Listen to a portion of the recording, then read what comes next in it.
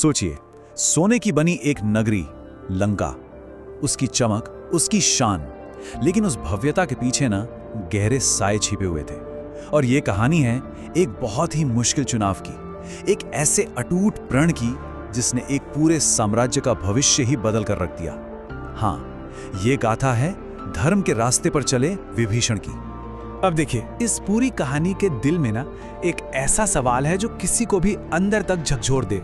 एक ऐसी दुविधा जो शायद कभी ना कभी हम सबके सामने आती है कि आखिर चुने तो क्या चुने, परिवार के प्रति वफादारी या फिर सच्चाई का साथ। बस यही वो कश्मकश थी, यही वो संघर्ष था जिसने विभीषण के पूरे जीवन की दिशा तय कर दी।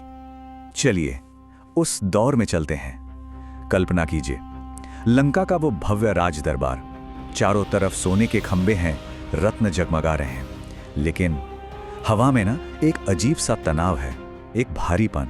और बस यहीं रावण के उस विशाल अहंकार के सामने विवेक की एक अकेली आवाज गूंजने वाली थी। एक ऐसी आवाज जो मानो उस पूरे साम्राज्य की अंतरात्मा हो। विभीषण ने अपना सारा नैतिक बल, सारा साहस बटोरा और अपने भाई रावण को चेताया। वो गिड़गिड़ा रहे थे, समझा रहे थे कि कैसे पूरी लंका पर अशुभ संकेत मंडरा रहे हैं। उन्होंने कहा, भ्राताश्री देखिए तो सही, यज्ञ की अग्नि भी ठीक से नहीं जल रही, कांप रही है।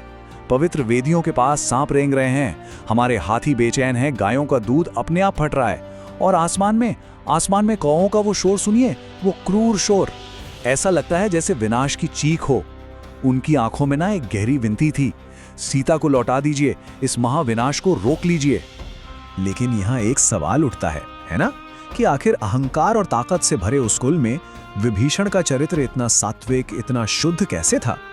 कहां से आया उनकी आत्मा में धर्म का ये बीज? अच्छा, इसका जवाब छिपा है उनके जन्म की अनोखी कहानी में। एक ऐसी कहानी जिसने उन्हें अपने ही परिवार में, अपने ही वंश में सबसे अलग, सबसे जुदा बना दिया। असल में विभीषण का जन्म ही अपने आप में दो अलग अलग दुनियाओं का मिलन था। एक तरफ उनके पिता महान ब्राह्मण ऋषि विश्रवा और दूसरी तरफ उनकी मां दानव वंश की कैकेसी।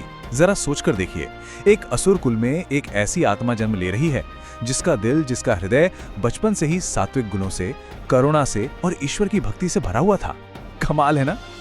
और ये फर्क तीनों भाइयों की तपस्या में साफ साफ दिखाई देता है। देखिए, जहां एक तरफ रावण और कुंभकर्ण ने क्या मांगा, शक्ति, अजेय होने का वरदान, वहीं दूसरी तरफ विभीषण ने ब्रह्मादि से बड़ी विनम्रता से बस एक ही चीज मांगी। उन्होंने कहा, प्रभु बस इतना दीजिए कि मेरा मन हमेशा आपके चरणों में लगा रहे और मैं बिना किसी डर के हमेशा धर्म के रास्ते पर चल सकूं। उन्हें ताकत नहीं चाहिए थी, उन्हें तो बस भक्ति चाहिए थी। तो चलिए अब वापस कहानी के उसी मोड़ पर लौटते हैं। रावण के दरबार की वो तनाव भरी रात, जहां अब खून के रिश्ते और धर्म के रास्ते के बीच एक चुनना था। और ये कोई मामूली चुनाव नहीं था, ये वो फैसला था जो आने वाले युद्ध की पूरी दिशा बदलने वाला था। विभीषण के मुंह से धर्म की बातें सुनते ही रावण का गुस्सा 7वें आसमान पर पहुंच गया। वो अपने सिंहासन से दहाड़ा, देशद्रोही। और फिर जो हुआ वो किसी ने सोचा नहीं था। भरी सभा के बीच उसने अपने सगे भाई की छाती पर लात मार दी। बस अपमान की हर हद पार हो चुकी थी। ये वही पल था जब विभीषण को अपना आखिरी फैसला लेना पड़ा। और जब विभीषण सब कुछ छोड़कर श्री राम की शरण में पहुंचे तो जानते हैं क्या हुआ? वानर सेना के कैंप में एक जबरदस्त बहस छिड़ गई। सुग्रीव ने तो साफ साफ कह दिया, प्रभु ये रावण का जासूस है। सोचिए, जो अपने भाई का सगा नहीं हुआ, हम उस पर कैसे भरोसा कर लें? माहौल एकदम गंभीर हो गया था। लेकिन तभी हनुमान जी आगे आए। उन्होंने कहा, नहीं प्रभु, मैंने लंका में इनके घर से खुद वेद मंत्रों की धुनी सुनी है। ये अपने धर्म के पालन के लिए जाने जाते हैं, ये हमेशा रावण के गलत कामों के खिलाफ थे। सबकी दलीलें सुनने के बाद श्री राम ने अपनी असीम करुणा और एक अटल निश्चय के साथ वो ऐतिहासिक शब्द कहे जो आज भी गूंजते हैं। उन्होंने कहा, मैं शरण में आए हुए का कभी त्याग नहीं करता, चाहे विभीषण आए या खुद रावण ही क्यों ना आ जाए। मैं सबको सुरक्षा का वचन देता हूँ, ये मेरा प्रण है। और यही तो है शरणागति का सबसे बड़ा सिद्धांत, यानी जो पूरी तरह से समर्पित हो जाए उसे ईश्वर कभी नहीं छोड़ते। बस श्री राम के इस एक वचन ने कहानी का रुख ही मोड़ दिया। ये तय हो गया था कि अब लंका के अहंकार का सूरज ढलने वाला है और धर्म का एक नया सवेरा होने वाला है।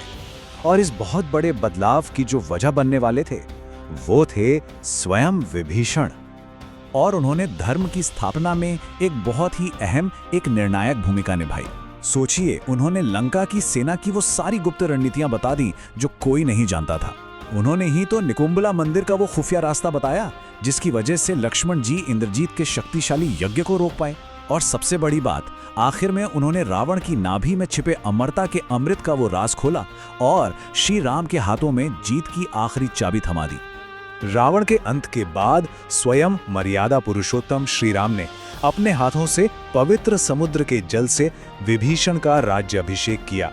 और ये सिर्फ एक राजा को राजगद्दी पर बिठाना नहीं था, नहीं, ये तो एक तरह का दिव्य अनुष्ठान था, लंका की धरती को अधर्म से पवित्र करने का और वहां एक नए धर्म पर आधारित युग की नींव रखने का। लेकिन रुकिए, विभीषण की कहानी यहीं खत्म नहीं होती। अरे बिल्कुल नहीं, उनकी विरासत तो रामायण के पन्नों से भी बहुत बहुत आगे तक जाती है। एक ऐसे अमर रक्षक के रूप में जो युगों युगों तक धर्म की रक्षा करने के लिए इस धरती पर मौजूद है। उन्हें चिरंजीवी होने का वरदान मिला था। जानते हैं चिरंजीवी कौन होते हैं? वो अमर आत्माएं जिन्हें इस कलयुग के खत्म होने तक पृथ्वी पर ही रहने का आदेश है।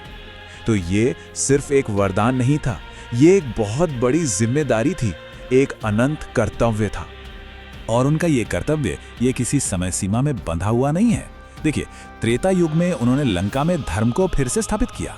उसके बाद जो युग आए उनमें वो आने वाले राजाओं का आध्यात्मिक मार्गदर्शन करते रहे। और आपको पता है, आज के दिन भी श्रीलंका के कई हिस्सों में लोग उन्हें एक रक्षक देवता के रूप में पूजते हैं। विभीषण की ये पूरी गाथा हमें एक आखिरी सवाल के साथ छोड़ जाती है, एक ऐसा सवाल जो हम सबको सोचना चाहिए। जब हालात हमसे हमारे उसूलों से समझौता करने को कहें, तो वो एक अटूट प्रण, वो एक अटूट संकल्प क्या होना चाहिए जिसे किसी भी कीमत पर नहीं तोड़ना चाहिए।